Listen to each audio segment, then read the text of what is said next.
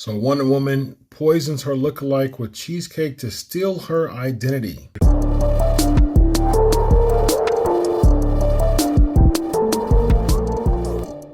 This is reported by CBS News.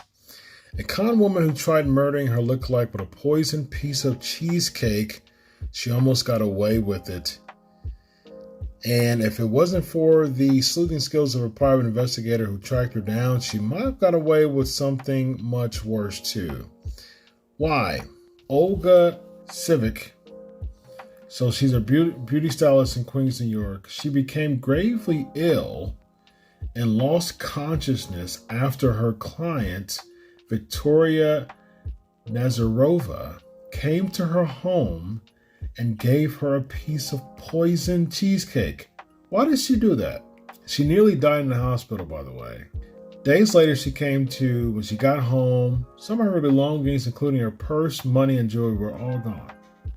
So she told police Nasyrova was to blame. So police hunts for Nasyrova, but couldn't find her.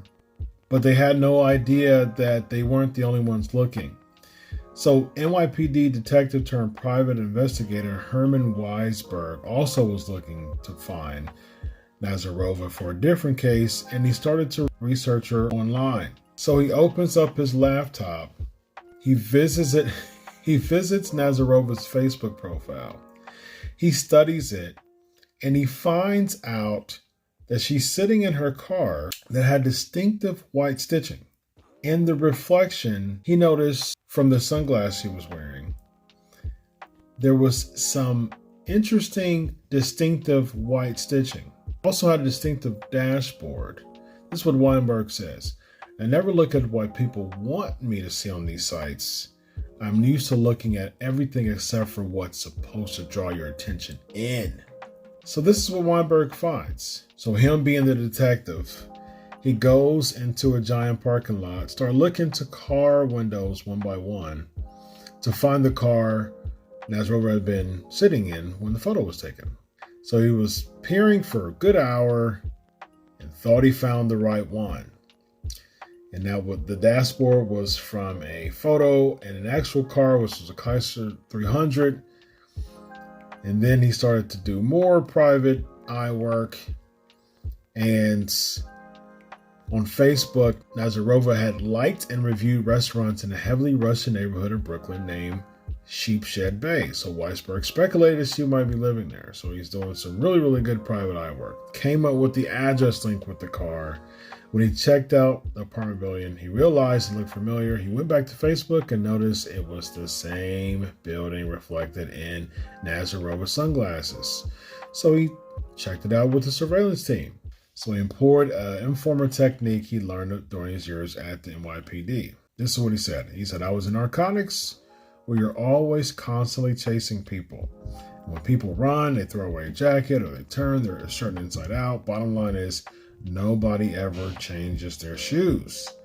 So he got into a habit of when he sized somebody up, kind of knew what shoes everybody was wearing. So he noticed Nasyrova's beige suede shoes worn in the surveillance footage. It matched the pair she had seen in her Facebook photo. So this is his way of continuing to sleuth in a very peculiar ways, very expert private eye work here. So it's better than the footprint that he found out. Alerted Brooklyn detectives, and she walked out in handcuffs. So when they searched the apartment, they found an ID card belonging to Olga Tsvyk. Investigators were convinced Nasyrova had intended to kill Tsvyk in order to assume her identity. So why would Nasyrova get involved in attempted murder and identity theft? So this is what Weisberg said. He said has nothing to do with the other case. The one he was involved in is when he found her. So a different case was in 2017, he began working with a woman named Nadia Ford, who claimed Nasyrova had robbed and murdered her mother in Russia back in 2014. He says Nasyrova fled Russia after the crime and needed a way to stay in America to evade Russian authorities. So there's the link there. So after Nasyrova spent nearly 6 years in custody, waiting for a trial through pandemic delays, The case of the poisoned cheesecake went to court in January. The jury found Nasyrova guilty of attempted murder in less than 2 hours.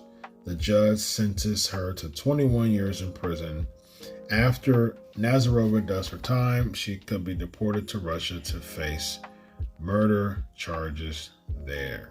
So there's the case, ladies and gentlemen, of the look-alike attempted murderer trying to get a similar identity to evade another case.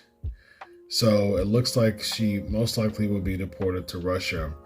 But unfortunately, because she is seemingly a career criminal, she was willing to poison someone who she kind of looked like to assume her identity to try to evade police.